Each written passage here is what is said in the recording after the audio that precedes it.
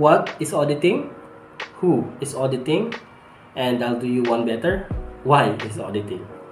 So, sa video na ito, pag-uusapan natin ang definition. Kung ano nga ba ang ibig sabihin ng auditing or audit.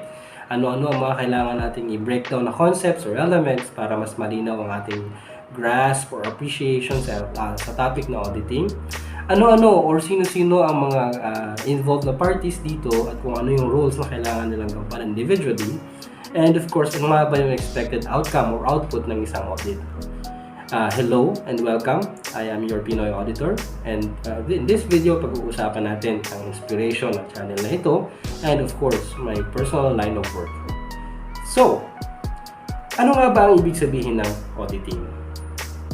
According sa American Institute of Certified Public Accountants, ang recognized professional body ng mga certified public accountants sa US, ang audit daw is a systematic process of objectively obtaining and evaluating evidence regarding assertions about economic actions and events to ascertain the degree of correspondence between these assertions and established criteria, and communicating the results to interested users.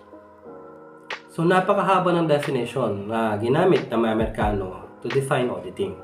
Pero, subukan natin i-unpack at i-breakdown para mas maintindihan natin kung ano nga ba ibig sabihin. So, systematic process daw. Ibig sabihin, may step-by-step procedures kailangan mong pagdaanan para ma-carry out mo na maayos, efficient at effective ang isang auditing. Embodied ito sa mga tinatawag nating mga auditing standards of objectively obtaining and evaluating evidence. So, very important concepts. Una is mag-obtain or magkalap daw at magsuri, evaluating ng evidence ng walang halong bias. Kaya objectively obtaining and evaluating evidence. Evidence daw ng ano? Evidence regarding assertions about economic actions and events. So, assertions or representations or sa Tagalog pa mga pinangangatawanan ng ano? Mga economic actions and events na may financial implication or financial in nature, kagaya ng mga financial statements ng isang company. Pero saan? To ascertain daw the degree of correspondence between those assertions and established criteria. So, ibabangga yung mga pinangangatawan ng financial representations or assertions about economic actions and events sa mga established criteria. Ano ito? Sa aspect ng accounting, ito yung mga tinatawag nating generally accepted accounting principles or GAAP. So, why audit? That's because we need to communicate the results of our audit work to interested users who in turn rely on our audit in making their own economic decisions. So, sino-sino ba ang mga involved na parties when it comes to auditing? So, basically, you have three parties involved dito. Number one, of course, is yung mga auditors natin who are responsible in carrying out and producing the result of the audit. You also have the owners of the assertions, those who are making the assertions. They could be the management of a certain company na in-audit, and the assertions that they have are their financial statements. And lastly, you have the users of the audit report na ito naman yung general public, yung government, and with respect to taxes, of course yung shareholders ng company who rely on the auditor's work in making their economic decision of whether staying in the company or holding their investment or eventually selling their investment.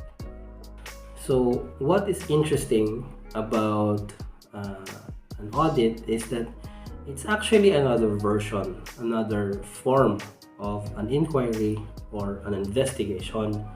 Only this time, ang tinitingnan mong mga pinag-aaralan or mga inimbestigahan ay mga financial statements ng mga companies na nagko-contain ng mga assertions or mga pinapangatawan ng totoong nangyari ng mga may-ari or namamahala ng mga companies na ito. May hahalin tulad mo ito sa isang teacher na gustong malaman kung natututo nga ba ang kanilang mga estudyante o kanyang mga estudyante sa ginagawa niyang pagtuturo sa pamamagitan ng mga exams na kanyang kini-carry out or pinibigay sa mga bata every once in a while.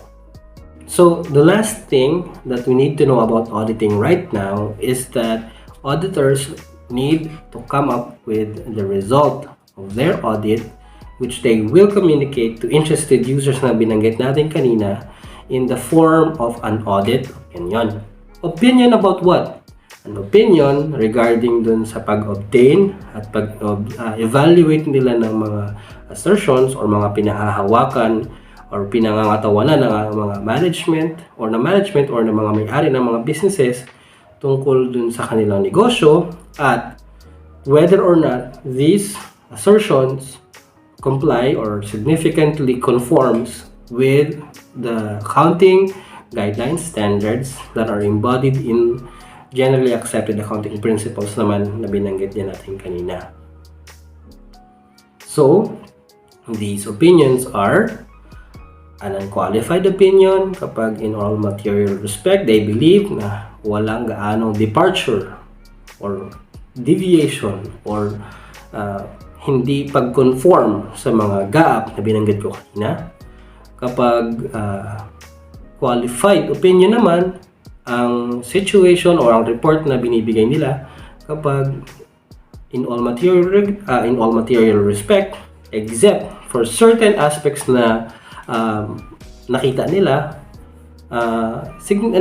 conforming naman sa generally accepted accounting principles ang mga reports na ginawa ng managers ng isang company.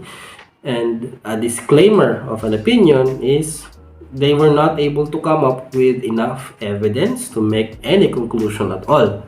And lastly, an adverse opinion is the kind of an audit report which auditors come up with when they believe that the financial statements or the assertions made significantly do not comply or conform dun sa mga gaap na sinasabi natin.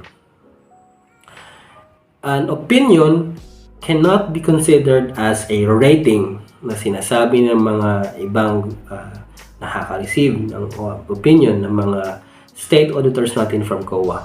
These are, again, an expression of auditors about the result of the audit that they conducted and whether or not they were able to come up with the conclusion na in all material respect daw or except with certain aspects of the assertions made or mga pinapangatawanan, complying or conforming ba sa mga gaap na ginagamit sa lahat ng government agencies under audit jurisdiction ng Commission on Audit. So again, they are not rating, they are expressions of the work that auditors put into during the conduct of their audit. These are their result of the audit and they could not be considered as rating.